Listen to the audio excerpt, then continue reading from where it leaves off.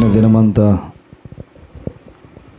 7 రోజులు దేవుడు మనల్ని కాచి ఈ రీతిగా మరొక్కసారి మన ఎదుట కూడుకోవడానికి దేవుడు చూపించిన కృపను బట్టి దేవుని నామానికి మహిమ కలుగును గాక. దేవునికి స్తోత్రం. దేవుడు తన ఉన్నతమైన కృపలో మనకి చాలా విషయాలను నేర్పిస్తున్నాడు. దేవుడు నేర్పిస్తున్న విధానాన్ని మనము ఏనాటికి కూడా తిరస్కరించకూడదు. దేవుడు మనకి తెలియచేస్తున్న విధానంలో చాలా విషయాలు ఉన్నాయి. నేర్చుకుంటున్న మనము చాలా జాగ్రత్తగా ఉండాలి. వెళ్ళే ప్రతిరోజు మనము అంత్య దినాల్లోనికి వెళ్తున్నాం.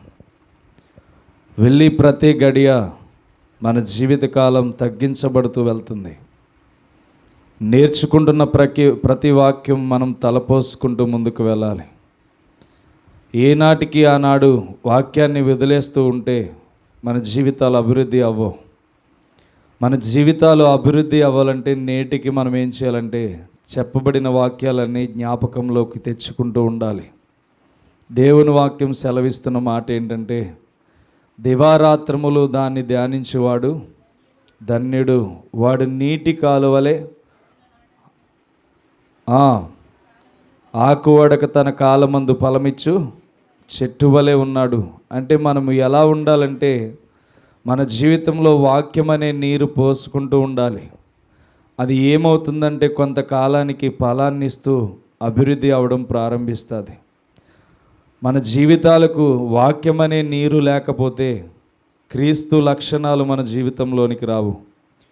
క్రీస్తు లక్షణాలు మన జీవితంలోనికి రావాలంటే నీతిమంతులు ఎవరు, అనీతిమంతులు ఎవరని మనం గ్రహించగలిగే మనస్సు కొరకు ఎదురు చూడాలి. అందరూ మన ఎదుట మనుషులు అందరూ మంచిగానే కనబడతారు, అందరూ చక్కగా నడుచుకున్న వారిలా కనబడతారు. అయితే ఎవరికి వాళ్ళే హృదయాలలో మాత్రం అక్రమము కలిగిన క్రియలు పెట్టుకొని జీవిస్తారు. అందుకనే దేవుని ఎదుట మనం నేర్చుకుంటున్న వాక్యాన్ని బట్టి ఈ వాక్యం మనకేం తెలియచేయాలంటే దేవుని యొక్క లక్షణాలు కలిగిన వ్యక్తులు ఎలా ఉంటారో మనము గుర్తించుకోవాలి. దేవుని యొక్క లక్షణాలు లేకుండా ఎంతమంది బోధ చేసినా ఆ వ్యక్తి దేవుని రూపము కలిగి దేవుని యొక్క మాటలు కలిగి వాక్యాన్ని అందించకపోతే ఏమీ ఫలితం ఉండదు. ఎందుకనంటే నువ్వు వినే వాక్యం ఎంత విలువైందో తెలియచేయగలిగితేనే అతడు దేవుని కృపతో నింపబడిన వాడిగా కనబడతాడు. నేటి దినాల్లో క్రైస్తవులమని పిలువబడుతున్న మన జీవితాల్లో కూడా నేర్చుకోవాల్సింది ఏంటంటే, నీ జీవితం ఇంకొకరికి ఆదరణ చూపిస్తుందా? నీ జీవితం ఇంకొకరిని మార్చేలాగా ఉన్నదా? నీ జీవితం క్రీస్తును చూపించేలాగా ఉన్నదని ఆలోచన చేయాలి. దేవుని యొక్క ప్రసన్నత ఈ దినాల్లో మనకి చాలా దగ్గరగా ఉంది.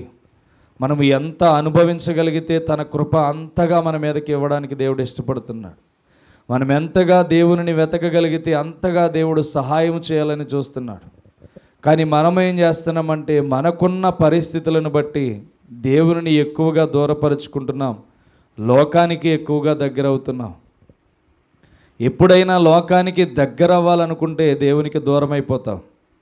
ఎప్పుడైనా దేవునికి దగ్గర అవ్వాలనుకుంటే లోకములో ఉన్నాయన్నీ మన దగ్గరకు వచ్చి చూస్తూ ఉంటాయి. రెండిందాలు ఈ లోకంలో చేయవలసింది ఏంటంటే మన నీతిని మనము కాపాడుకోవడం చాలా ప్రాముఖ్యం. అందుకని ఇక్కడ 7వ వచనంలో చూస్తే మాట్లాడుతున్నాడు 2వ పేతురులో, దుర్మార్గులు కామ వికారయుక్తమైన నడవడి చేత బహుబాధపడిన నీతిమంతుడగు లోతును తప్పించను. లోతు కూడా గురించి మాట్లాడుతున్నాడు. దుర్మార్గుల కామ వికారయుక్తమైన నడవడి చేత బహు బాధపడిన నీతిమంతుడికి లోతును తప్పించను అంటున్నాడు. అక్కడ నీతిమంతుడు అనే వర్డ్ ఎందుకు యూజ్ చేస్తున్నాడంటే తను అంతమంది ప్రజల్లో ఉన్న తన నీతిని ఎలా అయినా కాపాడుకోవాలి, తన బిడ్డల్ని కాపాడుకోవాలని ఆలోచన కలిగి ఉన్నాడు. ఈరోజు మన యొక్క జీవితాల్లో కూడా మనము చేయవలసింది ఏంటంటే మన కుటుంబాన్ని ఎలా రక్షించుకోవాలి, దేవుని ఎదుట మన కుటుంబాన్ని ఎలా ప్రత్యక్షపరచబడాలి, క్రీస్తు లక్షణాలు మనలోనికి ఎలా వస్తాయి, క్రీస్తుని పోలి ఎలా నడవాలి అన్న ఆలోచన కూడా మనకు ఉండాలి. నేటి దినాల్లో మనము దేవుని వాక్యానికే చోటు ఇవ్వలేకపోతున్నాం. దినమంతా దేవుని సన్నిధిలో గడిపితే ఇంకెంత భారముగా ఉంటుందో ఆలోచన చేయండి. కేవలం దేవుని యొక్క మాటలు వినడానికి మనం సమయం ఇవ్వకూడదు. దేవునిని స్తుతించాలి, దేవునిని గణపరచాలి. ఎందుకంటే నిత్యము కేరుబుల చేత ఆయన స్తుతించబడుతున్నాడు. 24 పెద్దల చేత, కేరుబుల చేత ఆయన స్తుతుల మీద ఆసీనుడై ఉన్నాడు. అలాంటి దేవుడు పరలోకమును విడిచి మన దగ్గరకు వచ్చాడంటే మనల్ని ఏ రీతిగా లెక్కేస్తున్నాడు ఆలోచన చేయండి. మనము శ్రేష్టమైన వారిమని దేవుడు లెక్కేస్తున్నాడు. అలాంటి శ్రేష్టమైన జీవితాన్ని దేవుడు మనకి ఇవ్వాలనుకుంటే సొదొమ గొమొర్రాలో చేసినట్లుగానే నేటి దినాల్లో మనం వాక్యం విని వెళ్ళిపోతే లాభం ఏంటి? దేవదూతలే వారి ఎదుట ప్రత్యక్షమైన వాళ్ళు కళ్ళు ఏమైపోయినాయి అంటే కానుకోలేకుండా జీవిస్తున్నాయి. ఈరోజు విలువైన వాక్యం మన దగ్గరకు వచ్చి మనల్ని ఎలా బ్రతకాలో నేర్పిస్తుంటే, దేవుని లక్షణాలు ఎలా సంపాదించుకోవాలని ఎదురు చూస్తుంటే మనము మాత్రం ఏం చేస్తున్నామంటే ఆయనకి మాత్రం చోటు ఇవ్వలేకపోతున్నాం, ఆయనకి మాత్రం విలువ ఇవ్వలేకపోతున్నాం. కనీసం మనలో క్రీస్తు రూపాన్ని చూపించలేకపోతున్నాం. క్రీస్తు లక్షణాలు మనలో కనబడతాయంటే కనబడలేకుండా మాయమైపోతున్నాయి. దేవుడు మనకి నేర్పించేది మన జీవితాలని స్పష్టంగా ఆయన ఎదుటి నిలబెట్టుకోవడానికి. అందరూ ప్రార్థనకు వస్తారు, కానీ అందరి హృదయాలను దేవుడు దర్శిస్తాడు, కానీ కొందరిని మాత్రమే పట్టుకుంటాడు. ఎందుకని? అందరూ ఏకరీతిగా లేరు. వారి వారి స్వభావములను బట్టి వస్తున్నారని గత వారం మనం మాట్లాడుకున్నాం. వారి వారి ఆలోచనలను బట్టి సంఘానికి వస్తున్నారు. వారి వారి తలంపులను బట్టి, వారి వారి కోరికలను బట్టి, వారి వారి అధికారమును బట్టి వారు సంఘములు అడుగు పెడుతున్నారు. కానీ మనమైతే అలా ఉండకూడదు. మనము ఏం చేయాలంటే నీతి కొరకు ఆకలి దప్పులు గలవారమే బ్రతకాలి. నీతి కొరకు ఎప్పుడైతే ఆకలిగా దప్పులు కలిగి ఉంటామో వాళ్ళు తృప్తిపరచబడతారని వాక్యం సెలవిస్తుంది. మన జీవితాల్లో దేవుడు నీతిమంతుడై ఉన్నాడు. ఆ నీతిమంతుడిని తలుసుకోవడమే మన జీవిత లక్ష్యం. నేటి దినాల్లో దేవుని యొక్క వాక్యానికి విలువ లేకుండా చేయడం అనేది చాలా ప్రాముఖ్యమైపోయింది జనాల్లో. వింటున్న మనము గ్రహించగలగాలి, వివేచనతో ఆలోచింపగలగాలి. దేవుని యొక్క వాక్యం సెలవిస్తుంది 24 సామెతలు 3వ అధ్యాయంలో 3వ వచనంలో 24 3వ వచనం చూస్తే అక్కడ మాట్లాడుతున్న మాట, ఆ జ్ఞానము వలన ఇల్లు కట్టబడును, వివేచన వలన అది స్థిరపరచబడును. అర్థమవుతుందా ఏం మాట్లాడుతున్నాడో? జ్ఞానం వలన ఇల్లు కట్టబడుతుంది, వివేచన వలన అది స్థిరపరచబడుతుంది. నువ్వు నీతిమంతుడివో కాదో నీ జ్ఞానాన్ని బట్టి నువ్వు తెలుసుకోవాలి. ఎవరో నీతిమంతులని నీకు మార్కులేరు వచ్చి. కేవలం దేవుడు పరలోకమందు దేవుని వలన ఎలా చూశాడంటే అబ్రహాము తన యొక్క సహోదరుడు నీతిమంతుడని చూడగలిగాడు, కాపాడమని అడగగలిగాడు. ఈరోజు నీ కుటుంబాన్ని జ్ఞానం వలన కట్టుకుంటే నీ కుటుంబం నిలబడగలుగుతుంది, వివేచన వలన అది స్థిరపరచబడుతుంది. మన యొక్క జీవితాల్లో ఏమి కలిగి జీవించాలంటే మన యొక్క దేహం అనే ఇల్లును కట్టుకోవాలి. దేవుడు అదే చెప్తున్నాడు, నీ దేహము దేవుని ఆలయమై ఉన్నదని చెప్తున్నాడు. మరి ఈ ఆలయాన్ని ఎంత భద్రముగా కాపాడుకోవాలి? ఈ ఆలయాన్ని ఎంత శ్రద్ధ కలిగి మనం జీవించాలి? అయ్యో పొరపాటుని ఏదైనా చెత్త వస్తే దీనిలోంచి తీసేయాలన్న ఆలోచన మనకి రావాలి. ఏదైనా చెత్త పేరుకుపోతుందేమని చెప్పి ప్రతి దినము దానిని ఏం చేయాలంటే క్రమముగా జాగ్రత్తగా చూసుకోవాలి. వాక్యాన్ని వింటున్నాం లేకపోతే శ్రద్ధాశక్తితో నడుస్తున్నామని కాదు. కానీ ఇక్కడ పేతురు అంటున్నాడు చూడండి, మొదటి వచనంలో ఏమంటున్నాడు? మరియు అబద్ధ ప్రవక్తలు ప్రజల్లో ఉండిరి, అటువలనే మీలోను అబద్ధ బోధకులుండిరి. మీరు తమ్ము అనుకొనిన ప్రభువుని కూడా విసర్జించుచు తమకు తామే శీఘ్రముగా నాశనము కలుగు చేసుకుని నాశనకరమగు భిన్నాభిప్రాయములను రహస్యముగా బోధించున్నారు. ఇప్పుడు నువ్వేం చేయాలి? సంఘములో వాక్యం వింటున్నావంటే సేవకుడు చెప్పే బోధ కరెక్టో కాదో ఆలోచన చేయాలి. దేవుని వాక్యం చెప్తున్న సేవకుడు ఎలాంటి వాక్యాన్ని చెప్తున్నాడు? వాక్యపరంగా చెప్తున్నాడా లేకపోతే తన ఇష్టానుసారంగా ప్రవర్తించి చెప్తున్నాడా? క్రీస్తు మనకి నేర్పించింది అదే. ఆయన లక్షణాలు మనకులోనికి రావాలంటే చెప్పే సేవకుడు కరెక్ట్ పొజిషన్లో ఉన్నాడా లేకపోతే నోటికి ఏది వచ్చి అది మాట్లాడేసి వాక్యాన్ని బోధిస్తున్నాడా? సంఘం పట్ల ప్రేమ కలిగి జీవిస్తున్నాడా, అపార్థం కలిగి జీవిస్తున్నాడా? ఒక్కొక్క మనిషిని వ్యక్తిగతంగా దూషించి మాట్లాడుతున్నాడని చెప్పి ప్రతి ఒక్కడి తెలియపరచుకోవాలి. మీరు అబద్ధ ప్రవక్తలను గురించి జాగ్రత్త పడండి అన్నాడంటే ఎవరికి చెప్తున్నాడు ఆ మాట? సేవకులకు చెప్తున్నాడా? ఎవరికి చెప్తున్నాడు? సంఘానికి చెప్తున్నాడు. పేతురు భక్తుడు సంఘానికి చెప్తూ అంటున్నాడు, అబద్ధ ప్రవక్తలను గూర్చి జాగ్రత్త పడండి, తమకు తామే శీఘ్రముగా. అక్కడ చూడండి, మీరు తమ్మును కొనిన ప్రభువును కూడా విసర్జించారంట. ఎవరిని కొన్నారు? దేవుడు తన స్వరక్తమునిచ్చి మనల్ని కొన్నాడు. ఆ కొన్న మనుషులు కూడా ఏం చేస్తున్నారంటే దేవుడు చెప్పిన వాక్యాన్ని కూడా విసర్జిస్తున్నారంట. దేవుడు నేర్పించిన నీతిమంతుల క్రియలను కూడా వీళ్ళు విసర్జిస్తున్నారంట. అందుకే నువ్వేం చేయాలంటే క్రీస్తు లక్షణాలు నీలోనికి రావాలంటే శీఘ్రముగా నువ్వేమవ్వాలంటే వాక్యమును చదవాలి. వాక్యమును చదివి, అయ్యో సేవకుడు పలానా రోజుని ఇది మాట్లాడుతున్నాడంటే ఈ సేవకుడుకున్న లక్షణాలు సరైనవా, అతని బోధించే మాట కరెక్ట్ అయిందా, అతను మాట్లాడుతున్న మాట సరైన రీతిలో ఉందా, అతను మనుషుల దగ్గర ఎలా ఉంటున్నాడు, దేవుని దగ్గర ఎలా ఉంటున్నాడని మనము గుర్తించగలగాలి. అందుకనే అపోస్తులుడైన పేతురు ఎవరికి చెప్తున్నాడంటే సంఘానికి చెప్తున్నాడు. ఇదిగో మీకు వచ్చి బోధించే ప్రతి ఒక్క బోధ ఎలాంటిదో సరి చూసుకోమంటున్నాడు. కొంచెం సౌండ్ తగ్గి బేస్ ఎక్కువ వస్తున్నాడు, లేకపోతే అది అలా తిప్పే కొంచెం. పేతురు అంటున్నాడు, ఏమని అంటున్నాడంటే జాగ్రత్తగా అబద్ధ బోధకులను గురించి జాగ్రత్త పడండి. వాళ్ళు ఏం చేస్తున్నారంటే వచ్చి మనుషులని భిన్నాభిప్రాయములు రహస్యముగా బోధించున్నారు, భిన్నాభిప్రాయములు కలుగజేస్తున్నారంట మనుషుల మధ్య. ఒకరిని వ్యత్యాసంగా చూస్తున్నారు, ఒకరిని తక్కువగా చూస్తున్నారు, ఒకరిని హెచ్చుగా చూస్తున్నారు, ఒకరినేమో కించపరిచి చూస్తున్నారు. కాబట్టి మనం ఏం చేయాలంటే బోధించే సేవకుడు ఇక్కడ నిలబడినప్పుడు ఏ రీతిగా ఉన్నాడో మనం గుర్తించాలి. బోధిస్తున్న సేవకుడు ఏ రీతిగా మాట్లాడుతున్నాడో మనం గుర్తించాలి. అసలు నువ్వు వాక్యాన్ని ధ్యానిస్తే అతడు చెప్పేది నిజమో కాదో అబద్ధమో కాదో నీకు అర్థమవుతుంది. అవునా?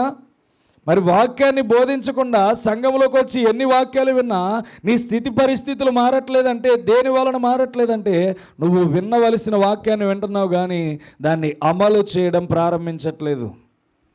అర్థమవుతుందా? నువ్వు ఎప్పుడైతే వినగలిగే మనస్సు దేవుడు నీకు ఇచ్చాడో ఆ మనస్సును బట్టి వాక్యంలో ఉన్నదే చెప్తున్నాడా? సేవకుడు తన నడుచుకున్నట్లే వాక్యాన్ని బోధిస్తున్నాడా, లేకపోతే తను నడవకుండా మనకేదో వివరిస్తున్నాడా అని చెప్పి రెండిందాలు నువ్వేం చేయాలంటే క్రీస్తు లక్షణాలు కలిగి జీవించాలి.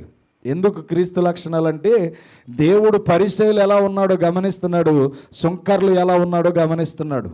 అర్థమవుతుందా? ఆయన బోధ చేసే విధానంలో రెండు ప్రక్రియలు కనబడుతున్నాయి. పరిసయ్యుడు ప్రార్థన ఆలకించలేదు కానీ సుంకరి ప్రార్థన ఆలకించాడు. అంటే పరిసయ్యులు సద్దుకాయలని పులిసిన పిండిని గూర్చి జాగ్రత్త ఏమన్నాడు?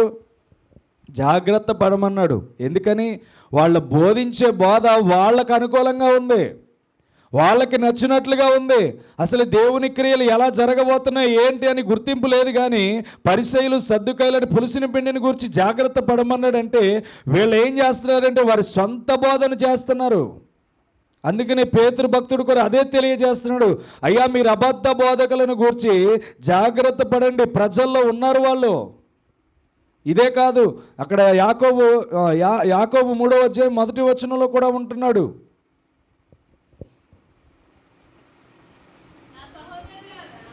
నా సహోదరులారా,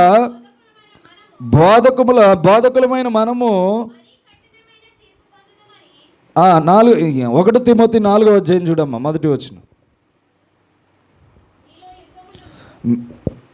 1 తిమోతి అయితే కడవరి దినములలో కొందరు అబద్ధికుల వేషధారణ వలన మోసపరచు ఆత్మల యందును దయ్యముల బోధ యందును లక్ష్యముంచి విశ్వాస భ్రష్టులగుదురని ఆత్మ తేటగా చెప్పుచున్నాడు. ఆ అబద్ధికులు వాత వేయబడిన మనస్సాక్షి గలవారే. ఇక్కడికి చాలు, అక్కడ చూడండి, ఎలాంటి మనస్సాక్షి అంట? వాత వేయబడిన మనస్సాక్షి గలవారంట. వాత వేయబడిన వారంటే ఎవరైనా నిజమైన వాక్యాన్ని చెప్తే కనీసం వాళ్ళ మనసు కూడా మార్చుకోలేనట్లుగా అక్కడే ఆగిపోయింది వాళ్ళది. అయ్యో ఇలాంటి వ్యక్తి మనకి ఖండిస్తున్నాడు, ఇలాంటి వ్యక్తి మనకి బుద్ధి చెప్తున్నాడు, అసలు ఏమీ తెలియని వ్యక్తులు మనతో మాట్లాడుతున్నారంటే సరి చేసుకోవాలన్న గుణం కూడా వారిలోకి రాదంట.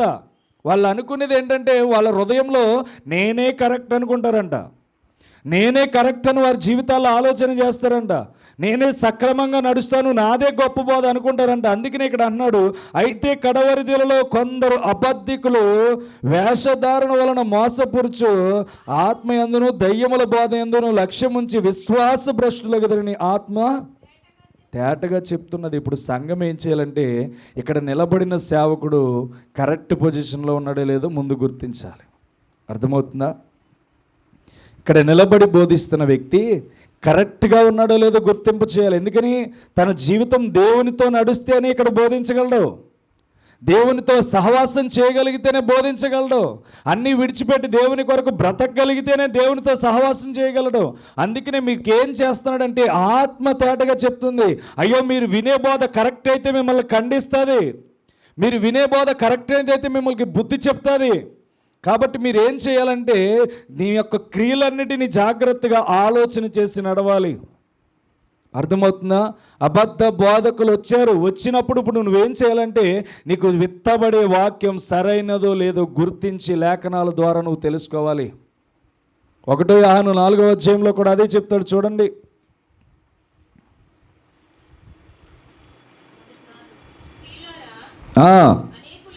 అనేకులైన అబద్ధ బోధకులు, అబద్ధ ప్రవక్తలు లోకములోనికి బయలు వెళ్ళి ఉన్నారు కనుక ప్రతి ఆత్మను నమ్మక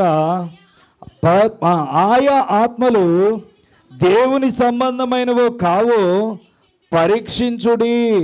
యేసుక్రీస్తు శరీరధారి వచ్చునని ఏ ఆత్మ ఒప్పుకొనునో అది దేవుని సంబంధమైనది, ఏ ఆత్మ యేసును ఒప్పుకొనదో అది దేవుని సంబంధమైనది కాదు. దీనిని బట్టి దేవుని ఆత్మను మీరు ఎరుగుదురు. క్రీస్తు విరోధి ఆత్మ వచ్చునని మీరు వినిన సంగతి ఇది వరకే అది లోకంలో ఉన్నది. కాబట్టి ఇక్కడ కూడా మాట్లాడుతున్నాడు, ఏం మాట్లాడుతున్నాడు? ప్రియురారా, అనేకులైన అబద్ధ ప్రవక్తలు లోకములోనికి బయలు వెళ్ళి వచ్చి ఉన్నారు గనుక ప్రతి ఆత్మను నమ్మక ఆయా ఆత్మలు దేవుని సంబంధమైనవి కావో మీరే పరీక్షించుకోండి. అర్థమవుతుందా? ఎవరు పరీక్షించుకోవాలి? సంఘములో ఉన్న విశ్వాసులు పరీక్షించుకోవాలి. నువ్వు వినే వాక్యం నిన్ను మారుస్తుందా? నీ జీవితం బలపరుస్తుందా? నీ జీవితాన్ని దేవుని వైపు నడుస్తుందా? లేకపోతే నువ్వు డబ్బులు ఎక్కువ ఇస్తున్నావు కదా నీ తరపున కొంత, లేకపోతే నువ్వు డబ్బులు తక్కువ ఇస్తున్నావు అనేది నీ దగ్గర కొంత, వెరైటీగా బోధలు ఉన్నాయి. కాబట్టి నువ్వేం చేయాలంటే ఆత్మ నిన్ను పరీక్షించుకోమని చెప్తుంది. నీ ఆత్మ ఏ బోధ నమ్మకమైనదో తెలియపరిచే విధంగా ఉందో లేదో కనుపరుచుకోమంటుంది. ఇప్పుడు ఎవరు తెలుసుకోవాలి? సేవకుడా? విశ్వాసులు తెలుసుకోవాలి. విశ్వాసులకు తెలియబడితే అప్పుడు వాళ్ళకి అర్థమయ్యేది ఏంటంటే క్రీస్తు లక్షణాలు ఇతనిలో ఉన్నాయో లేదో దానికి అర్థమవుతుంది. అప్పుడు నీ పరిస్థితి ఎలా ఉంటుందంటే నిజముగా క్రీస్తు లక్షణాలు కలిగిన వ్యక్తి ఇలాగే ఉంటాడు కనుక ఈ లక్షణాలు కూడా నాలోనికి రావాలని బోధకుడిని చూసి నీ నడవడిక అనేది మారడం ప్రారంభిస్తుంది. దేవునికి స్తోత్రం. అలాంటి సేవకులు కరువైపోతారని పేతురు రాస్తున్నాడు, ఈ యొక్క యోహాను రాస్తున్నాడు. ఎందుకు రాస్తున్నాడంటే ఈ కాలంలో వస్తారని యేసుక్రీస్తు ముందుగానే ప్రవచించారు. దేవునికి స్తోత్రం. కాబట్టి ఈ యొక్క సంవత్సరాలలో మనం చేయవలసింది, ఈ యొక్క నెలలలో మనం చేయవలసింది ఏంటంటే ఏ ఆత్మ అయితే దేవుని చేత నింపబడి మీకు వాక్యాన్ని అందించి మీరు ఇలా బ్రతికితే బాగుంటారని ఖండించి బుద్ధి చెప్తాదో ఆ సంఘాన్ని ఎట్టి పరిస్థితుల్లో విడిచిపెట్టొద్దు. అర్థమవుతుందా? ఆ సంఘమును ఎట్టి పరిస్థితుల్లో విడిచిపెట్టొద్దు. ఎందుకని? మీ జీవితాలను బాగు చేయడానికి దేవుడు ఏర్పాటు చేసుకున్న మనుషులు మీ కొరకు కష్టపడుతున్నప్పుడు మీరు ఆ సంఘాన్ని విడిచిపెడితే మిమ్మల్ని భ్రష్టత్వంలోనికి నడిపించే ఆత్మలు తోడేళ్ళు వలె వస్తాయి. అర్థమవుతుందా? తోడేలు ఏం చేస్తుంది? తోడేలు మనతో ఆటలాడుతుందా? బోర కొరికి రక్తం అంతా పీల్చేస్తుంది. కాబట్టి మనకి తోడేళ్ళతో పని ఉండకూడదు, గొర్రెతో పని ఉండాలి. ఎందుకని? గొర్రెల కాపరి తన బిడల కోసం ప్రాణం పెట్టాడు. మరి అలాంటి ప్రాణం పెట్టిన వాడు ఎవరిని ఏర్పాటు చేసుకున్నాడో ఇది తోడేలా కాదా అని చెప్పి ఎవరు పరీక్షించాలి? మీరే పరీక్షించాలి. నిలబడి బోధిస్తున్నాడు కదా, చక్కగా బోధిస్తున్నాడు కదా అంటే కుదరదు. దేవుని వాక్యం నీకు ఖండించి బుద్ధి చెప్పే రీతిగా ఉందో లేదని చెప్పి ఆలోచన చేయాలి. అందుకనే మనం మొట్టమొదటిగా చేయవలసింది ఏంటంటే, బోధించేవాడి లక్షణాలు క్రీస్తుని పోలి ఉన్నాయా, లేకపోతే మనుషుల్ని పోలి నడుస్తున్నాడా, తన పెదవులు ఎలా ఉన్నాయి, తన మాట తీరు ఎలా ఉంది, తన ప్రవర్తన ఎలా ఉంది, పరీక్షలు పరీక్షించి తెలుసుకోమని జీవించవలసిన వారే మీరున్నారు. అర్థమవుతుందా? రెండవదిగా 1 తిమోతి 2వ అధ్యాయము 1వ వచనం చూడండి. 1 తిమోతి చదవండి.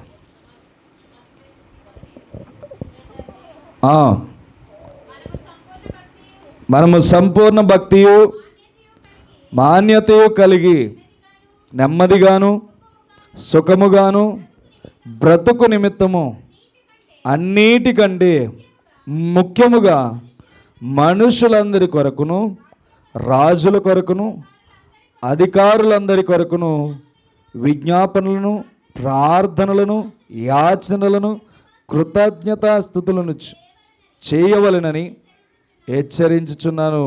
ఏం చేస్తున్నాడు అక్కడ? హెచ్చరించే మాటల్లో ప్రార్థన అనేది కనబడుతుంది. మనం ఏం చేయాలంటే, మనము సంపూర్ణ భక్తిలోనికి రావాలి.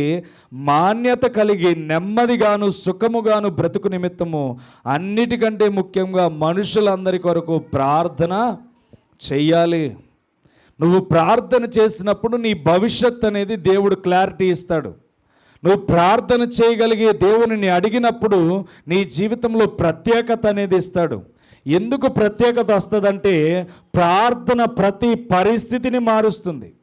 మనకి ఓపిక లేనప్పుడు ఓపికనిస్తుంది, సహనము లేనప్పుడు సహనముని నేర్పిస్తుంది, కష్టములో ఉన్నప్పుడు లేకపోతే బాధలో ఉన్నప్పుడు ఎవరితోనూ ఏమీ చెప్పుకోలేని పరిస్థితిలో దేవుడు అంటాడు, నాతో చెప్పుకొని ప్రార్థన వైపు తీసుకొస్తాడు. దేవునికి స్తోత్రం. అప్పుడు ప్రార్థన నిన్ను ఏం చేస్తుందంటే బలవంతుడిగా మారుస్తుంది. అర్థమవుతుందా?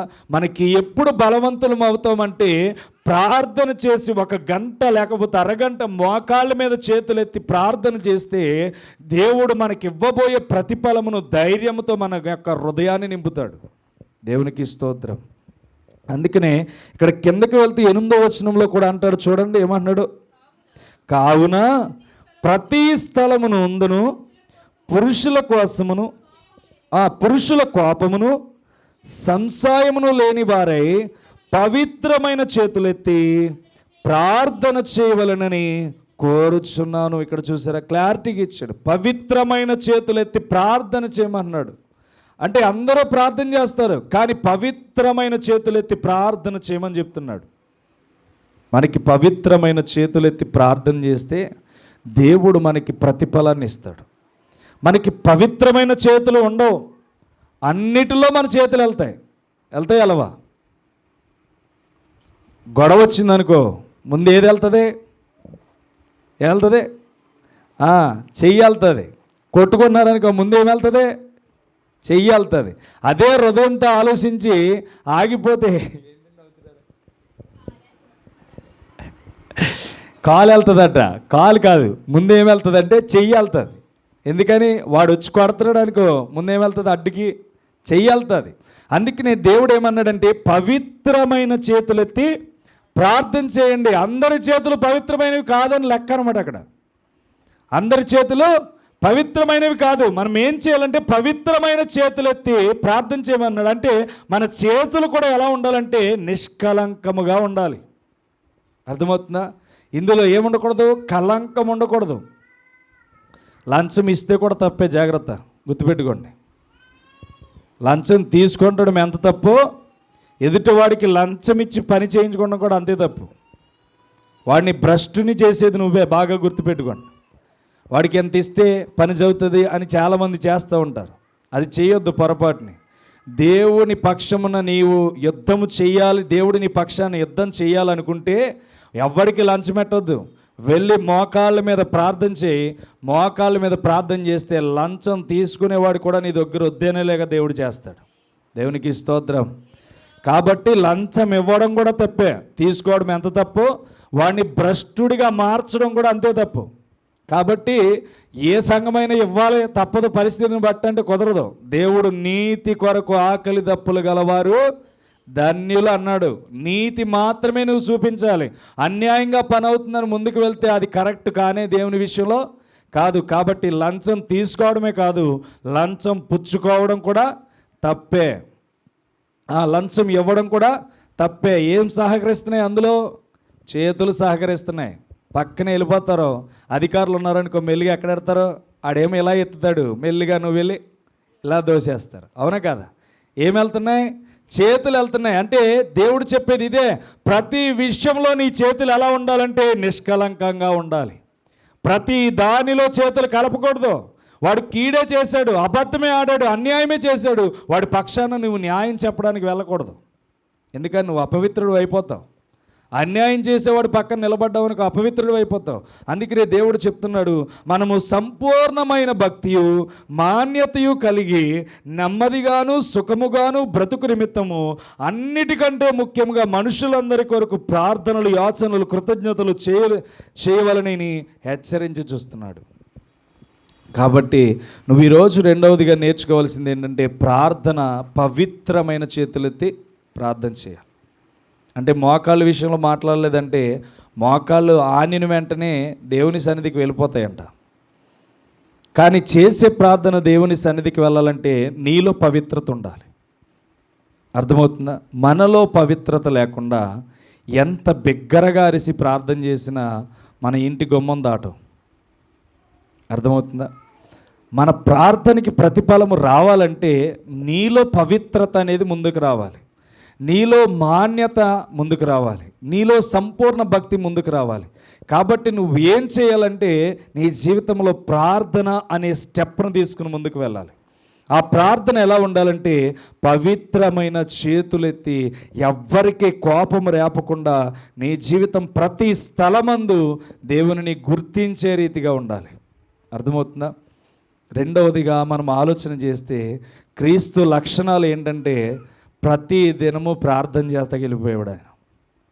అర్థమవుతుందా? శిష్యులని కూడా పెట్టుకుని అన్నీ చేశాడు. శిష్యులను కూడా ఉంచుకుని కూడా ప్రార్థనకి వెళ్తూ ఉండేవాడు. కొండ ప్రాంతంలో కానీ, గెస్తమనే తోటలో కానీ, అడవి ప్రాంతంలోనికి వెళ్ళి, అరణ్యాల్లోనికి వెళ్ళి ప్రార్థన చేయడం విషయాలు కానీ చూసినట్లయితే దేవుడు ఏ రీతిగా సెలవిస్తున్నాడంటే ప్రార్థన అనేది ప్రాముఖ్యమని క్రీస్తు లక్షణాల్లో చూపిస్తున్నాడు. అర్థమవుతుందా?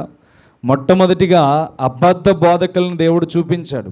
పరిసయ్యులను, సద్దుకయ్యులను, పులిసిన పిండిని గూర్చి జాగ్రత్త పడండి అన్నాడు. అదే లక్షణాలు పేతురు, యాకోబులు లేకపోతే యోహానులు కూడా చెప్తున్నారు. మనం ఏం చేయాలంటే అబద్ధ బోధకులను కనిపెట్టాలి. క్రీస్తు లక్షణాల్లో ప్రార్థన అనేది పవిత్రమైన చేతులెత్తి ప్రార్థన చేయాలని కూడా మీకు జ్ఞాపకం చేస్తున్నాను. ఏంటి రెండవది? పవిత్రమైన చేతులెత్తి ప్రార్థన చేయాలి. మొట్టమొదటి అబద్ధ ప్రవక్తలను గూర్చి జాగ్రత్త పడాలి. ఇవి ఎవరికి లక్షణాలంటే విశ్వాసి యొక్క జీవిత లక్ష్యం. అర్థమవుతుందా? విశ్వాసి యొక్క జీవిత లక్ష్యమై ఉన్నది. విశ్వాసి ఏదో క్యాజువల్గా వచ్చి ప్రార్థనకు వచ్చి 4 చప్పట్లు కొట్టి పాస్టర్ గారు చూస్తున్నారు కదా 4 పాటలు పాడి వెళ్ళిపోయి ఇంటికాడ ఇష్టం వచ్చినట్టు జీవిస్తే అది విశ్వాసి లక్షణం కాదు. అది ఎవరి లక్షణం అంటే మందిరానికి వచ్చి గాలి కబుర్లు ఏమున్నాయో తెలుసుకుని వెళ్ళిపోయేవాళ్ళ లక్షణం. అర్థమవుతుందా?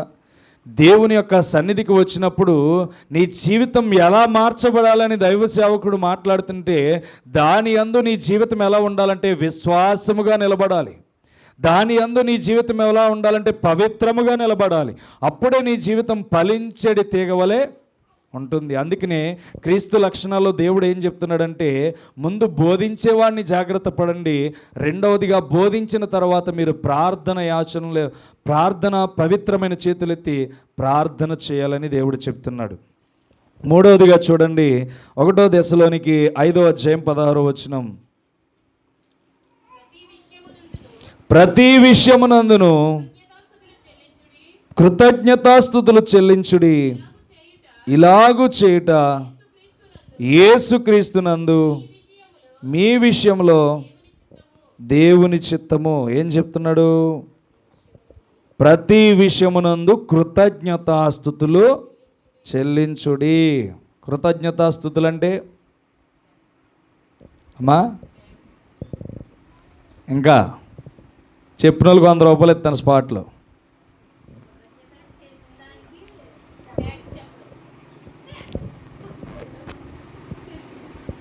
చెప్పాలి ఇంకా 100 రూపాయలు రెడీగా ఉంది.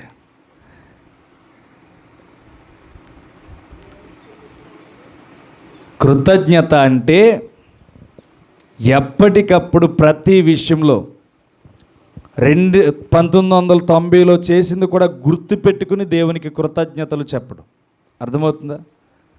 అర్థమవుతుందా? మరి చెప్తున్నారా? సంఘం చెప్తుందా? విశ్వాసులను అడుగుతున్నాను, దేవుడు మీకు ఇన్ని కార్యాలు చేశాడు, మీరు గుర్తు పెట్టుకుని కృతజ్ఞతాస్తుతులు చెప్తున్నారా? చెప్పాలి. 1-2 విషయాల్లో కాదు, దేవుడిని అడిగిన క్షణము నుంచి నీకు చేసిన కార్యములన్నిటిని బట్టి కృతజ్ఞతలు చెప్తున్నారా? ఈరోజు సంఘం మరిచిపోయేది అదే. విశ్వాసికి ఉండే లక్షణం ఏంటంటే, ప్రభువా రేపు పొద్దున్న మరి మా ఇంట్లో ఆహారానికి సరిగ్గా వసతులు లేవు, మా ఇంటికి రేపు పొద్దున్న బియ్యం కావాలి, లేకపోతే డబ్బులు లేవు, పని కావాలి అని చెప్పి ప్రార్థన చేస్తాం. జరిగిన దినాలన్నీ దేవుడు చేస్తే వాటిని మరిచిపోయి రేపటి గురించి ఆలోచిస్తావు చూడు, అది నీ పొరపాటు. దేవుడు అంటున్నాడు ప్రతి విషయంలో కృతజ్ఞత కలిగి ఉండమన్నాడు. దీన్ని ఎలా బోధిస్తారంటే సేవకులు, ప్రతి విషయంలో కృతజ్ఞత కలిగి ఉండాలంటే సమర్పణ తెచ్చి ఇచ్చేయాలి. నువ్వు ఎంత 100కి 10 రూపాయలు చెప్పని 1000కి 100 రూపాయలు తెచ్చి ఇచ్చేయాలి. ఇదే కృతజ్ఞత అంటారు సేవకులు. తెలియదు కదా మరి కొంతమందికి. కృతజ్ఞత అంటే ఏంటంటే పట్టికి 10% తెచ్చి ఇవ్వాలన్నట్టు. అర్థమవుతుందా? దీని సారాంశం అది కాదు. కృతజ్ఞత అంటే ఏంటంటే పరిష్కారం. నీకు ఏదైతే పరిష్కారం దొరికిందో దేవుడి దగ్గర, అది మరిచిపోకుండా డే బై డే ఏం చేయాలంటే దాన్ని తలంచుకుంటూ దేవుని స్తుతించాలి. ఏమంటే జరిగే వాటి కోసం ప్రార్థన చేస్తే ఆశీర్వాదమా, జరిగిపోయిన వాటి కోసం ప్రార్థన చేస్తే ఆశీర్వాదమా? అమ్మా ఇంకా జరిగిపోయిన వాటి కోసం ప్రార్థన చేయాలి. ఎందుకని? దేవుడు మనకి అంత మేలు చేసి ఈరోజు వరకు కూడా మనకు కాపుదలనిచ్చాడు, ఎన్నో అపాయముల నుంచి దాటించాడు, ఎన్నో రోజుల నుంచి దాటించాడు. అందుకే మనం ఏం చేయాలంటే కృతజ్ఞతలమై దేవుని మందిరాన్ని విడిచిపెట్టకూడదు. ఒకళ్ళు 11:30కి, ఒకళ్ళు 12ంటికి, ఒకళ్ళు 12:15, ఒకళ్ళేమో 1 గంటకి. ఏంటిది ఇది? ఎడ్ల బజార్లోకి వెళ్తున్నామా, సంత చేసుకుంటాకి వెళ్తున్నామా? చెప్పాలి. దేవునికి కృతజ్ఞత కలిగి ఉండడం అంటే ఏంటో తెలుసా?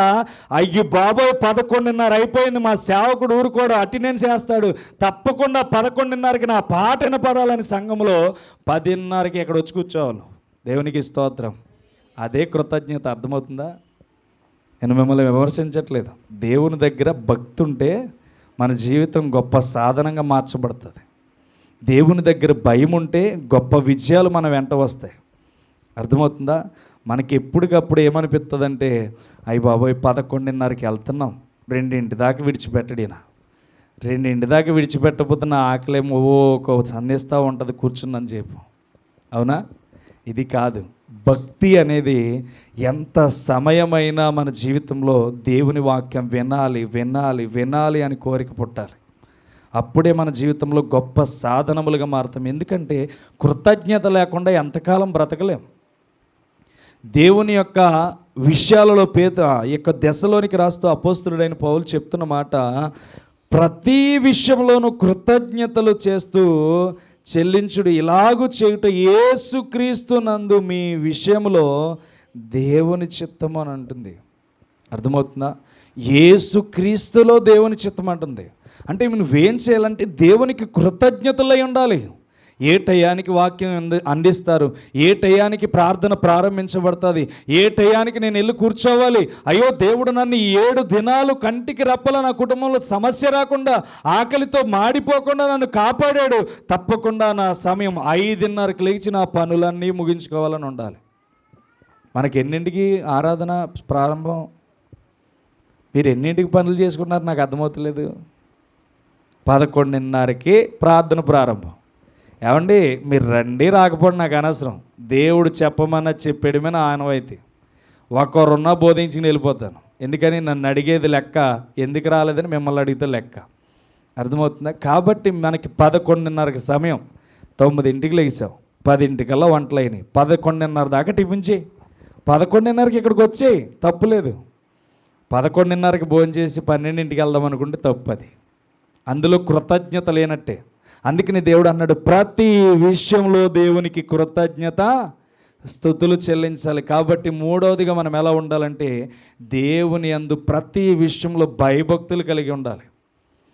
దేవుని విషయంలో ప్రతి విషయంలో, ప్రతి సమయమందు, ప్రతి విషయంలో ఏ సేవకుడైతే బోధించి నీ జీవితం ఎలా ఉండాలని చెప్తున్నాడో దాని విషయంలో కృతజ్ఞత కలిగి ఉండాలి.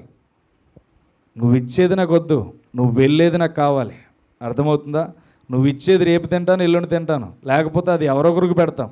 కానీ నువ్వు ఎక్కడికి వెళ్తావో చూడు, అది నాకు కావాలి. అక్కడ నిలబడినప్పుడు ఎవరి బిడ్డలంటే పలానా సంఘం నుంచి వచ్చిన బిడ్డలని దేవుడు గుర్తించాలి.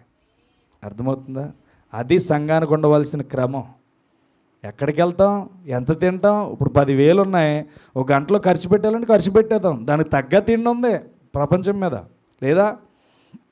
కానీ ఇక్కడ తిన్న దాని గురించి కాదు, కానీ ఇది ఎంత తినగలిగితే, ఎంత వినగలిగితే, ఎంత భుజించగలిగితే అది నిన్ను అక్కడ నిలబెట్టగలుగుతుంది. దేవునికి స్తోత్రం. అందుకనే మనము సంఘములో ఉన్నప్పుడు మన జీవితం ఎలా ఉండాలంటే, మూడవదిగా కృతజ్ఞత. నాకు కాదు, ఎవరికి? దేవునికి కృతజ్ఞత. 11:30 గంటలకి దేవుని ప్రార్థన ప్రారంభమవుతుంది. 11:25 దేవుని సన్నిధిలో ఉండాలని మీకు ఉండాలి. అర్థమవుతుందా? కాబట్టి మూడవదిగా కృతజ్ఞత కలిగి ఉండండి. చెప్పడానికి చాలా వాక్యం ఉంది, కానీ దేవుని యొక్క ప్రేరణలో ఆకలేస్తున్నాను వారు గట్టిగా స్తోత్రం చెప్పండి. దేవునికి స్తోత్రం. బాగా వింటున్నారు, దేవుడు మిమ్మల్ని దర్శిస్తున్నాడు. 4వదిగా చూద్దాం. అపోస్తుల కార్యము 2వ అధ్యాయం 42వ వచనం. మీరు అపోస్తుల బోధ యందును, సహవాసము యందును, రొట్టె విరుచుట యందును, ప్రార్థన చేయుట యందును ఎడతెగక ఉండిరి. అక్కడంట వాళ్ళున్న సంఘం అంట అపోస్తులు ఏం చేస్తే అది చేయడానికి వాళ్ళతో కలిసి జీవిస్తున్నారంట. అర్థమవుతుందా? వాళ్ళు ఏం చేయాలనుకున్న వాళ్ళ జీవితంలో అపోస్తులు ఏదైతే చేస్తున్నారో అదే చేయడానికి ఇష్టపడుతున్నారంట.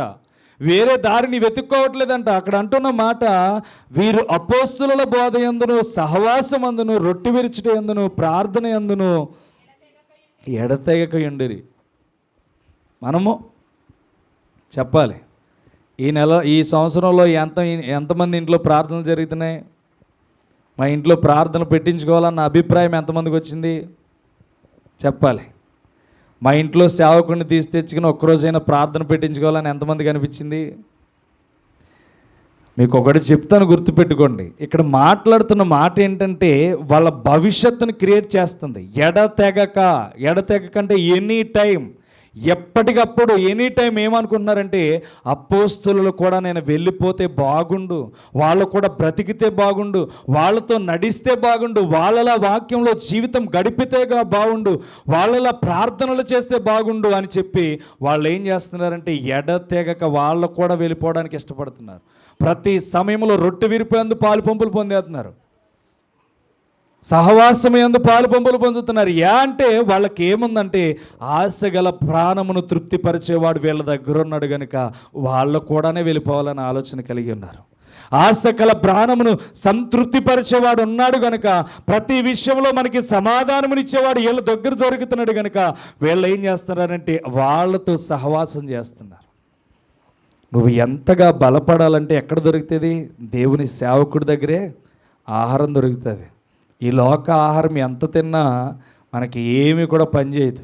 కానీ పరలోక ఆత్మీయ ఆహారం తినగలిగితే అది నీలో శక్తిని తీసుకువస్తుంది, నీలో బలహీనతను పోగొడుతుంది. నువ్వు నిలబడితే నూతన అనుభవాలను దేవుడు ఇచ్చుకుంటూ వెళ్ళిపోతాడు. అర్థమవుతుందా? దేవుని చేత ఏర్పరచబడిన బిడ్డల చేత వాళ్ళు ఏమవుతున్నారంటే ఎడతెగక ప్రతిదినము వెళ్ళిపోతున్నారు, సహవాసం చేస్తున్నారు. సహవాసం అంటే ఏంటి? విడవకుండా వాళ్ళతో నడుస్తున్నారు. కష్టపడట్లేదు, నష్టాలు చూడట్లేదు, వ్యాధులు చూడట్లేదు, బాధలు చూడట్లేదు. కానీ వాళ్ళు ఏం చేస్తున్నారంటే వీళ్ళతో మేము సహవాసం చేయాలి, వీళ్ళతో మేము జీవించాలి, వీళ్ళతో మేము కలిసి బ్రతకాలి, వీళ్ళతో మేము నడవాలి అన్న ఆలోచనలో వాళ్ళు వెళ్ళిపోతున్నారు. ఈరోజు నువ్వు ఏ సహవాసం కావాలనుకుంటున్నావో ఆలోచించి. టీవీలు చూడొద్దు. టీవీలు చూస్తున్నారేమో, ఇంకా సినిమాలని లేకపోతే సీరియళ్ళని చూస్తున్నారేమో, మానేయండి. అంతగా మీకు అవి చూడాలనే కోరిక పుడితే ముందు కేబుల్ కట్ చేసేయండి. అర్థమవుతుందా? కేబుల్ కట్ చేసేయండి. ఎందుకంటే లోకము దాని స్థానాలు తప్పడం ప్రారంభించేసింది. రాకడకు అనేకమైన స్థిరమైన కార్యాలు జరిగిపోవడం ప్రారంభించేశారు. నువ్వేం చేయాలంటే లోకములో ఉన్న వాటికి దూరం అయిపోయి దేవునితో సహవాసం చేయండి, పరిశుద్ధులతో సహవాసం చేయండి. అపోస్తలులతో సహవాసం చేస్తున్నారు. ఎలా చేస్తున్నారంటే ఎడతెగకుండా వాళ్ళతో ప్రతిదినము చేస్తున్నారు. ఈరోజు నీ జీవితం కూడా అలాగే ఉండాలి. ఎడతెగకుండా దేవునితో సహవాసం చేయండి. టీవీ నీకు ఈ లోకంలో శాశ్వతం కాదు, లేకపోతే నోటి మాటలు అదుపు లేకుండా తప్పడం ఈ లోకంలో శాశ్వతం కాదు. అర్థమవుతుందా? మీ జీవితంలో ఉండవలసింది ప్రత్యేకమైనది. నా మీద కాన్సన్ట్రేషన్ తీసుకోండి. మీ జీవితంలో ఎడతెగక దేవునితో ఉండడం ప్రారంభించండి. మీకు అడ్డుగా దేవునికి ఏదైతే కనబడుతుందో, దేవునికి అడ్డుగా ఏదైతే కనబడుతుందో దాన్ని తొలగించేయండి, దాన్ని ఆపేయండి, బంద్ చేసేయండి, ఎక్కడికక్కడే ఆపేయండి, అంతే. అర్థమవుతుందా? 5వది చెప్పి నేను ముగించేస్తాను. 1 పేతురు 5వ అధ్యాయం 6వ వచనం.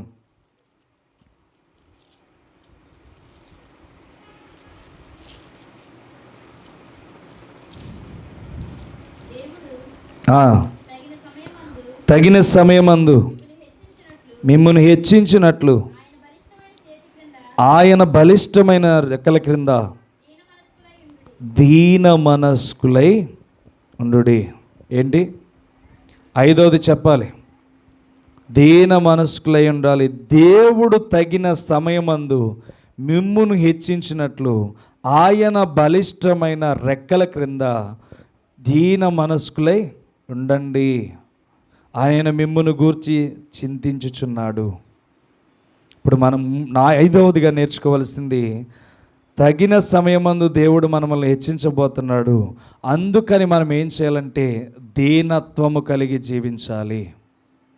దేవుని యొక్క వాక్యం సెలవిస్తుంది, ఆయన దీనుడై ఈ లోకంలో కష్టపడ్డాడు. ఆయన దీనుడై బలహీనుడు అయ్యాడు. మాట రానివాడిగా కాకుండా మాట వచ్చిన వాడిగా ఆయన దీనత్వాన్ని కలిగి జీవించాడు.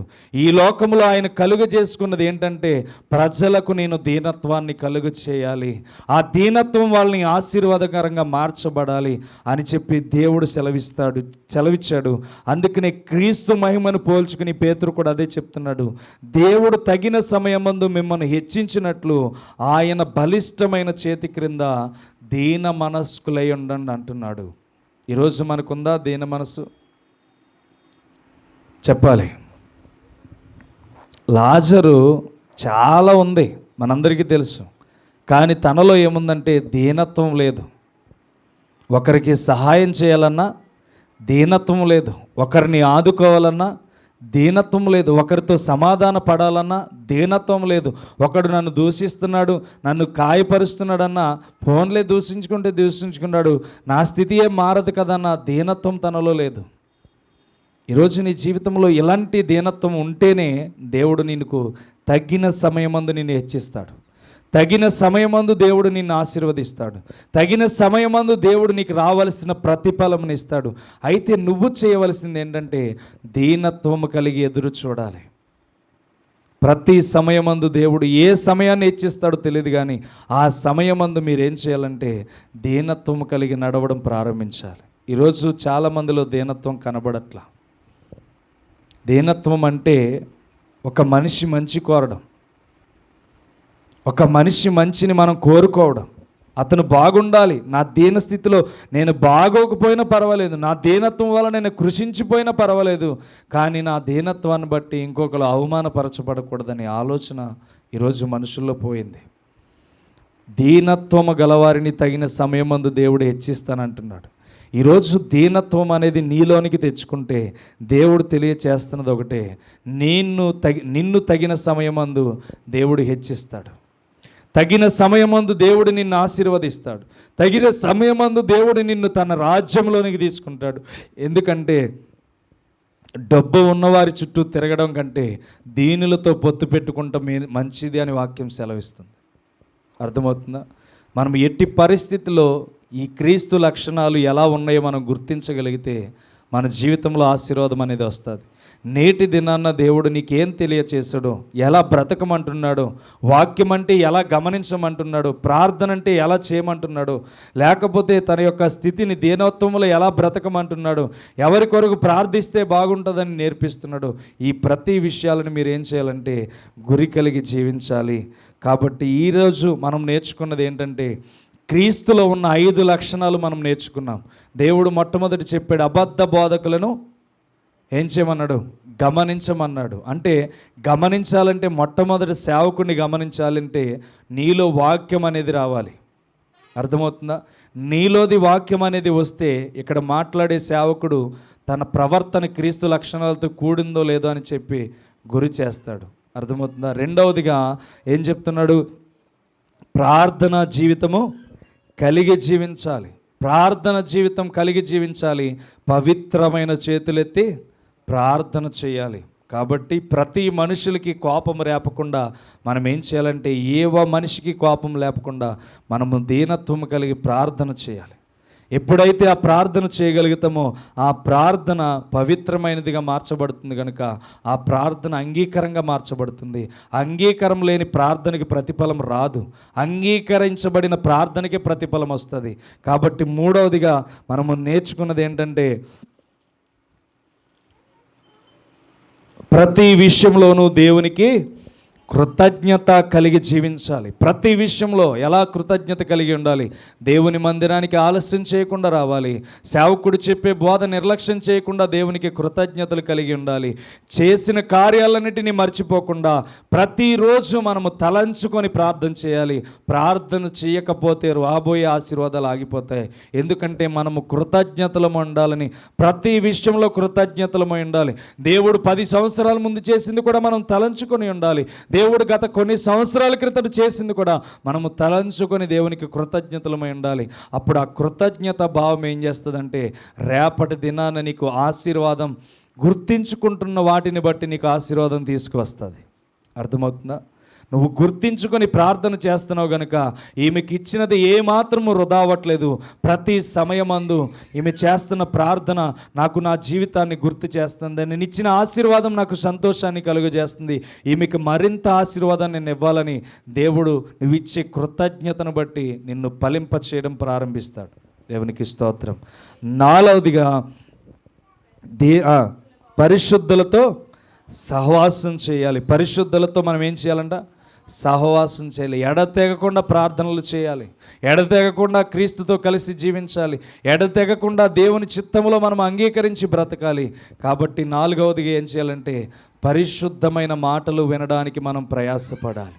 పరిశుద్ధులతో సహవాసం చేయడానికి ప్రయాసపడాలి. ఐదవదిగా మనలో దీనత్వం రావాలి. దీనత్వం వస్తే మన జీవితాలు అభివృద్ధి అవడం ప్రారంభిస్తాయి. దీనులని దేవుడు మాత్రం చూస్తాడు. ఎవరిని చూస్తాడు? దీనులను మాత్రమే చూస్తాడు. 2 కాసులు అటుకి వెళ్తున్న బీద విధవరాలిని దేవుడు చూశాడు. మరి అంత డబ్బు వేస్తున్న వారిని అందరినీ ఎందుకు చూడలేదంటే ఆమె దీనత్వంలో కూడా తనకున్నవి 2 ఇచ్చేసింది. ఈరోజు అటువంటి దీనత్వం కలిగి నీవు జీవించాలి. నీకున్నదా లేనిదని అని కాదు, కానీ దేవుడు నన్ను చూస్తున్నాడని నీ హృదయము నెరిగి నువ్వేం చేయాలంటే దేవుని యందు దీనత్వం కలిగి జీవించాలి. కాబట్టి దేవుడు ఈ 5 వాటిని బట్టి, ఈ 5 యొక్క మాటలను బట్టి క్రీస్తు లక్షణాలు నీలోనికి రావాలంటే ఇవి 5 నీలో ఉండాలి. ఇవి ఫలించాలంటే ప్రాముఖ్యంగా నీ జీవితం వెలిగించబడాలి. వెలిగించబడాలంటే ప్రాముఖ్యంగా చెప్పిన మాటలకు నువ్వు విలువ ఇవ్వాలి.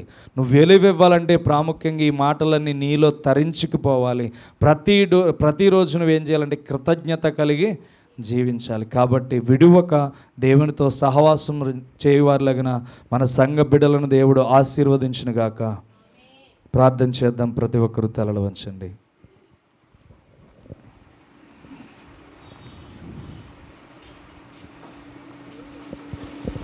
ప్రతి ఒక్కరూ తలలు వంచి ఏ విషయంలో మీ జీవితం గమనించుకోవాలో బాగా గుర్తుపెట్టుకోండి.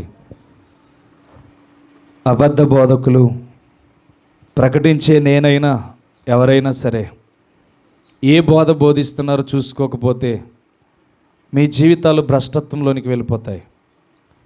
సేవకుడు బోధిస్తున్నది కరెక్టా కాదంటే ముందు నువ్వు వాక్యాన్ని చదవాలి.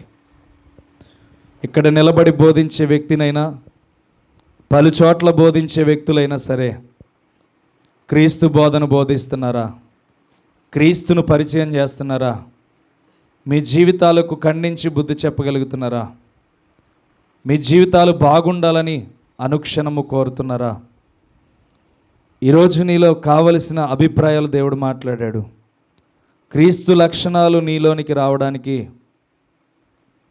దేవుడు తెలియపరుస్తున్నాడు. ఒక్క విషయమే గుర్తుపెట్టుకో, క్రీస్తు లక్షణాలు అంటే ఎదుటి వ్యక్తిలో ఏముందో గమనించడం.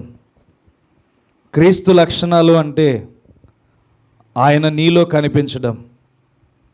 ఈరోజు ఆయన లక్షణాలు ఎదుటివాడిలో కనబడుతున్నాయో లేదో గమనించాలి. ఆయన లక్షణాలు నాలో అసలు కనబడుతున్నాయో లేదని గమనించాలి. ఈ రెండు విషయాలు చాలా ప్రాముఖ్యమైనవి. ఈరోజు నువ్వు బాగా గుర్తించుకో. నీ శరీరం ఆకలి కోసం చూడొచ్చు,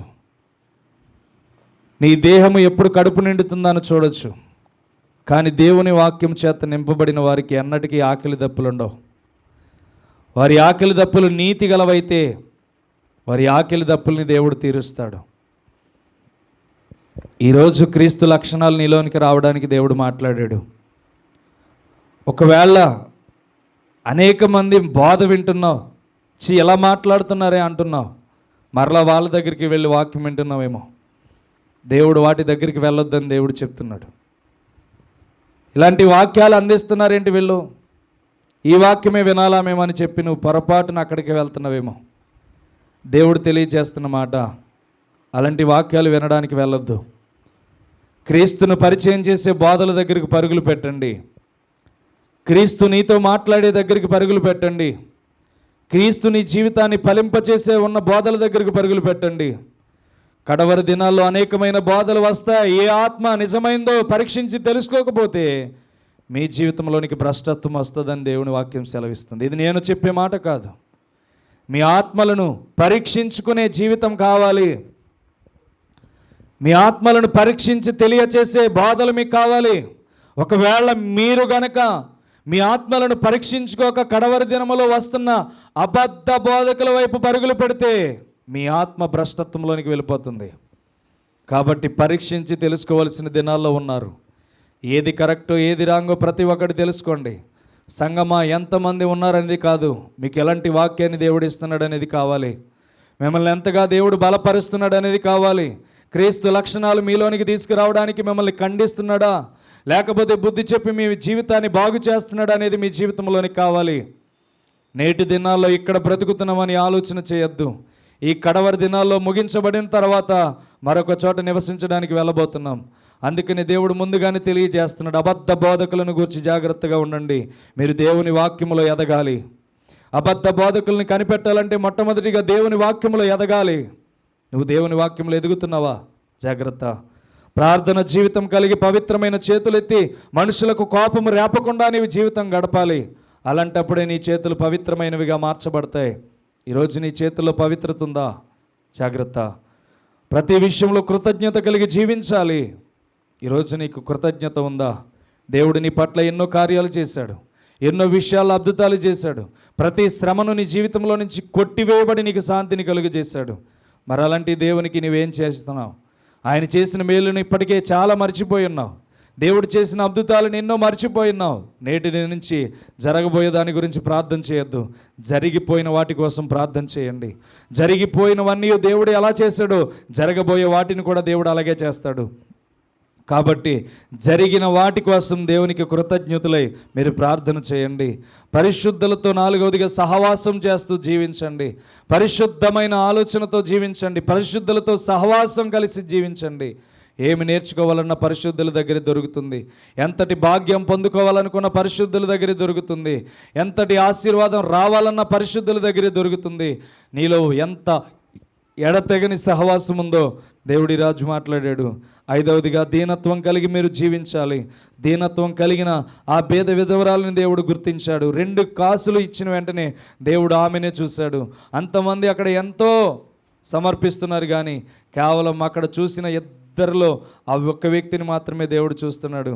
కాబట్టి మీరు బాగా గుర్తించుకోండి, దేవుడు నిన్ను చూడాలని ఆశపడుతున్నాడు. తన లక్షణాలు నీలోని కనిపించాలని ఇష్టపడుతున్నాడు. తన జీవితం నీకు అంకితం చేయాలని ఇష్టపడుతున్నాడు. ప్రియ సహోదరి సహోదరుడా, బాగా గుర్తుపెట్టుకోండి, క్రీస్తు లక్షణాలు మీలో ఉంటే మీరు చేసే ప్రతి ప్రార్థనకు ప్రతిఫలం వస్తుంది. క్రీస్తు లక్షణాలు మీలో ఉంటే అది నిజమైన బోధ కాదు కనిపెట్టడానికి దేవుడు తెలియచేస్తాడు. క్రీస్తు లక్షణాలు నీలో ఉంటే నువ్వు కృతజ్ఞత కలిగి ఉన్నావో లేదో దేవుడు నీకు తెలియచేస్తాడు. క్రీస్తు లక్షణాలు నీలో ఉంటే పరిశుద్ధులతో సహవాసం చేయడమే క్రీస్తు లక్షణం. దీనత్వం కలిగి జీవించడమే క్రీస్తులో ఉన్న ఆశీర్వాదం. ఆయన దీనుడై ఈ లోకంలోకి వచ్చాడు, దరిద్రుడై పుట్టాడు, ఏమీ లేనివాడిగా ఒట్టి బట్టతో చుట్టబడి వడ్ల సావిడిలో పడుకోబెట్టబడ్డాడు. ఈరోజు ఆయన దీనత్వాన్ని గుర్తుపెట్టుకోండి. దీనత్వం క్రీస్తులో కనబడుతుంది. ఈరోజు దీనత్వం నీలో ఉందా? అమూల్యమైన వస్త్రాలు ధరించుకోవాలని చూస్తున్నావు, దీనత్వం ఎక్కడుంది నీలో? శ్రేష్టమైన వస్త్రాలు కట్టుకోవాలి, అందరికీ కనబడాలి, అందరూ నా గురించి మాట్లాడాలనుకుంటున్నావు, నీలో దీనత్వం ఎక్కడుంది? దీనత్వం అంటే క్రీస్తుని పోలి నడవడమే. ఆయన ఏది ఈ లోకంలో ఆశించలేదు. ఆయన ఏది ఎంత గొప్పగా నేను కనబడాలని ఆశించలేదు. ఆయన ప్రతి ఒక్కరికి నేను కనబడాలని ఆలోచన చేయలేదు. కానీ దేవుడు చెప్తున్నాడు, ఈరోజు నీలో దీనత్వం ఉందా? దేవుడు నీతో మాట్లాడుతున్న మాట, నేను ఎలా బ్రతికాను, ఈరోజు మీరు ఎలా సుఖభోగాలు అనుభవిస్తున్నారు, నేను అందరికీ కనబడాలని మీరు చూస్తున్నారని చెప్పి మీరు ఆలోచన చేస్తున్నారు. ఆయన మాత్రం తనను చూపించుకోలేదు ఎవరికి, తన బోధను మాత్రమే చూపించుకున్నాడు, తన క్రియలను మాత్రమే చూపించుకున్నాడు, తన యొక్క విధానాన్ని మాత్రమే చూపించుకున్నాడు. ఈరోజు నీ జీవితంలో ఏం చూపించుకుంటున్నావు? అలంకరణ చూపించుకుంటున్నావా? అది యేసయ్య దగ్గర లేదు, ఆయన దగ్గర దీనత్వమే ఉంది. ఈరోజు నీ జీవితంలో దీనత్వం ఉండాలి. ప్రియ సహోదరుడా సహోదరి, బాగా గుర్తుపెట్టుకోండి, దేవుడు ఈరోజు నీతో మాట్లాడాడు. ఆయన నిన్ను దర్శించడానికి ఇష్టపడుతున్నాడు. ఆయన చిత్తానికి లోబడండి. క్రీస్తులా నేను మారాలని ఇష్టపడండి. అపోస్తుడైన పౌలే అన్నాడు, నేను క్రీస్తును పోలి నడిచాను, మీరు నన్ను పోలి నడవండి అని. ఈరోజు నువ్వు కూడా క్రీస్తును పోలి నడవాలని ఇష్టపడుతున్నావు. సంగమా, మీరందరూ దీవించబడాలి, ఆశీర్వదించబడాలి, మీరు ఎత్తబడే గుంపులో చేర్చబడాలి. ఎవరు బోధ వింటారు నాకు తెలియదు, కానీ దేవుడు మన సంఘాన్ని మాత్రం ఎత్తబడే గుంపులో చేర్చాలని ఇష్టంతో మనకి వాక్యాన్ని అందిస్తున్నాడు. ఇది నా శక్తి కాదు, ఇది నా బలము కాదు, ఇది నా వలన కలిగినది కాదు, కేవలం దేవుని వలన మాత్రమే కలిగిన బోధ, దేవుడు నేర్పిస్తున్న బోధ, దేవుడు తెలియచేస్తున్న బోధ. నువ్వు ఆకలి దప్పులు మానుకుని దేవుని కొరకు ఎదురు చూడు. దేవుడు నిన్ను ఒక ప్రయోజకురాలుగా మారుస్తాడు, ఒక ప్రయోజకుడిగా మారుస్తాడు. నువ్వేమనుకున్నావో అన్నీ చేసి దేవుడు నీకు అప్పగిస్తాడు. ఈరోజు విన్న వాక్యాన్ని బట్టి క్రీస్తు లక్షణాలు నాలో రావాలని ఒక్క నిమిషం ప్రార్థన చేసుకోండి. దేవా, నీ లక్షణాలు నాలోకి రావాలి, నీలాంటి దీనత్వం, కృతజ్ఞత కలిగి జీవించాలి. ఇదిగో పరిశుద్ధులతో సహవాసం చేయాలి, దేవుని వాక్యంలో ఎదిగి అబద్ధమైన బోధ నిజమైన బోధ తెలుసుకోవాలి. నా ఆత్మను నేను భ్రష్టత్వానికి అప్పగించకూడదు. ఈ విధంగా నేను కలిగి జీవించాలి ప్రభు అని చెప్పి ఎవరికారే వ్యక్తిగతంగా ప్రార్థన చేయండి. ప్రార్థన చేయబోతున్నాం. ఒక్క నిమిషం మీరు దేవుడు నీతో ఏం మాట్లాడాడో ప్రార్థన చేసుకోండి. దేవుడు నీ నుండి ఏది కోరుకుంటున్నాడో ఒక్క నిమిషం ప్రార్థన చేయండి. ఎవరికి వారి ప్రార్థన చేసుకోండి. ఒక్క నిమిషం దేవుని సన్నిధిలో ఒక దినము గడుపుట 1000 దినములతో సమానం. అలాంటి ఒక్క నిమిషం నువ్వు ప్రార్థన చేస్తున్నావంటే దేవుడు నీ ప్రార్థన ఎంత విలువైందిగా గమనించబోతున్నాడో జాగ్రత్త. ఒక్క నిమిషం ప్రార్థన చేయండి ఎవరికి వారి వ్యక్తిగతంగా.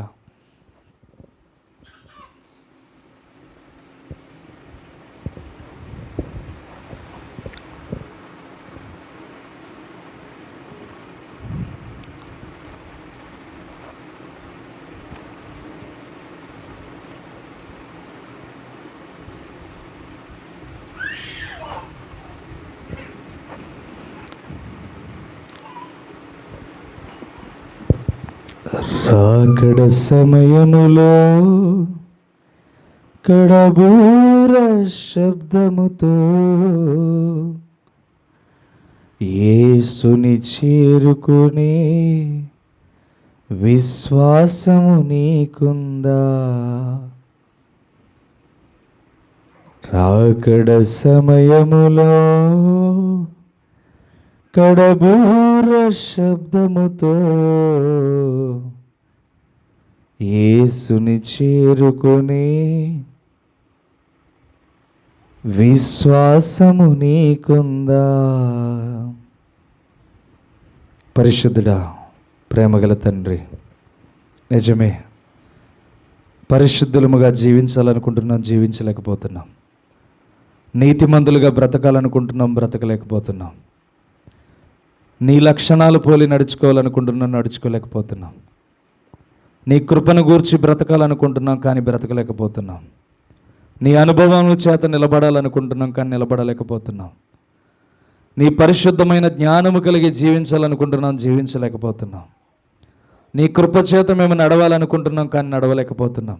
దేవా, నీ అమూల్యమైన కృప చేత నేటి దినమున మీరు మాతో మాట్లాడినందుకు స్తోత్రాలు.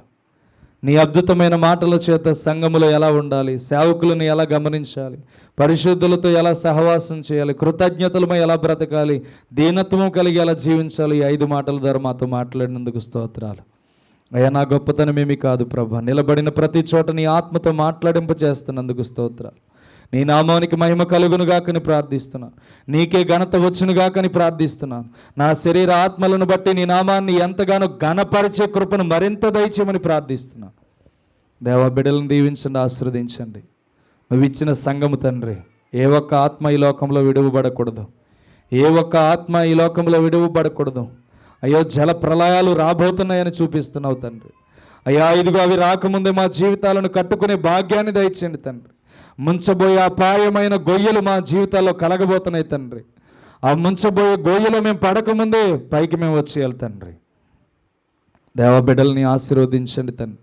ఎట్టి పరిస్థితుల్లో నా సంఘాన్ని విడిచిపెట్టద్దు ప్రభువా. నీవిచ్చిన సంఘము తండ్రి, పునాది వేసింది నీవే ప్రభువా.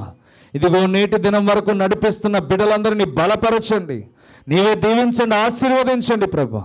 ఇక్కడ ఎవరైతే విశ్వాసముతో నిలకడగా నిలబడి ఈరోజు వరకు పట్టు విడవక తండ్రి సంఘానికి వస్తూ నడుస్తున్నారు తండ్రి, వీరందరూ ప్రభా వారి సమయాలను బట్టి యేసు నామములో దీవించబడుదురుగాకని ప్రార్థిస్తున్నాను. వారి సమయ అనుకూల ప్రతి సమయాన్ని బట్టి నీవే వీరిని హెచ్చించమని ప్రార్థిస్తున్నాను.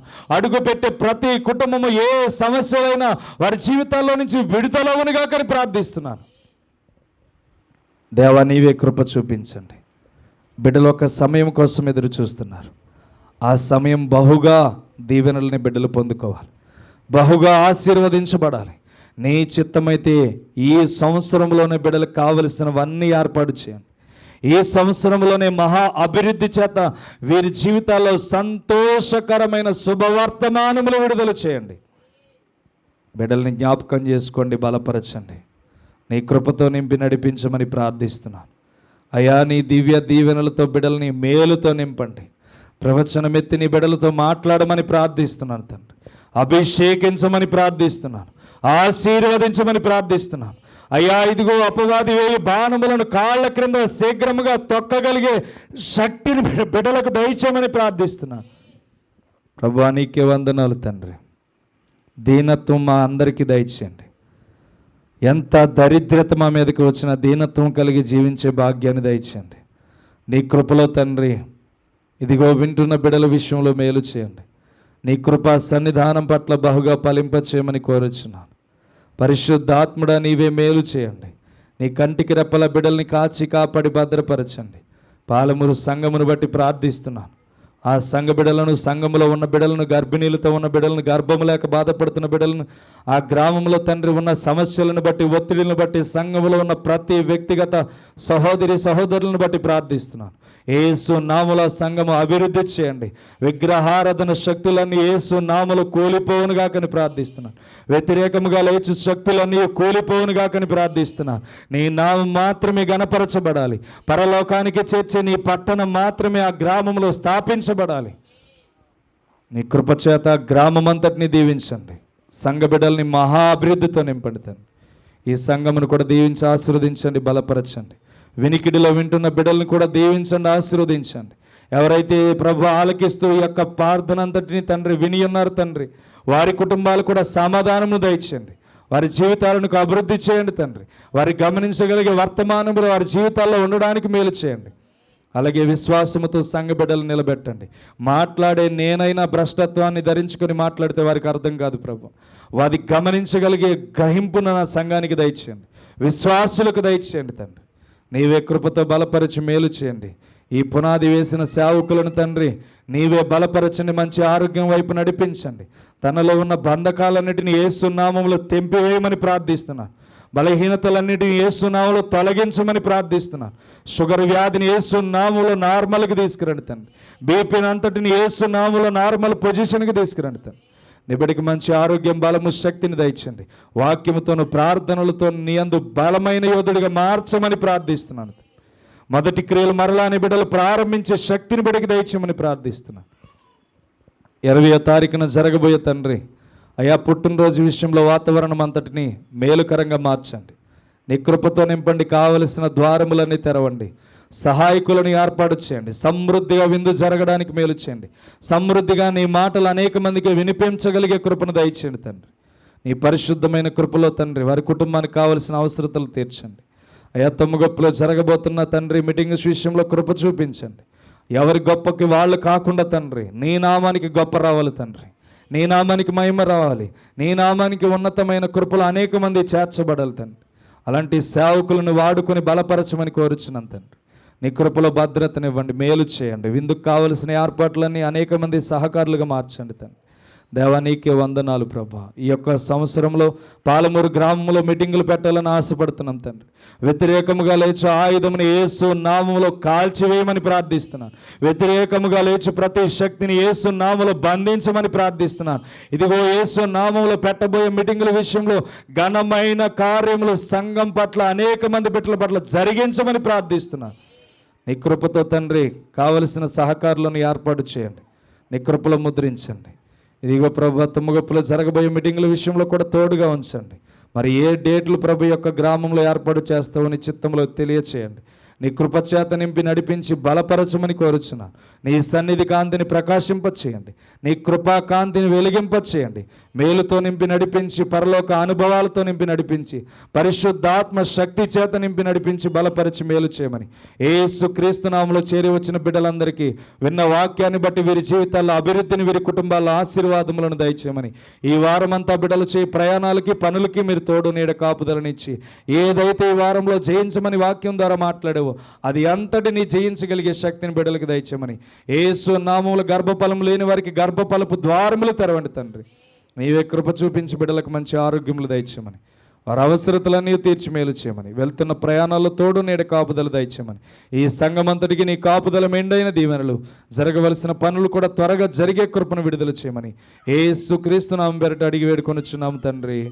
ఆమేన్.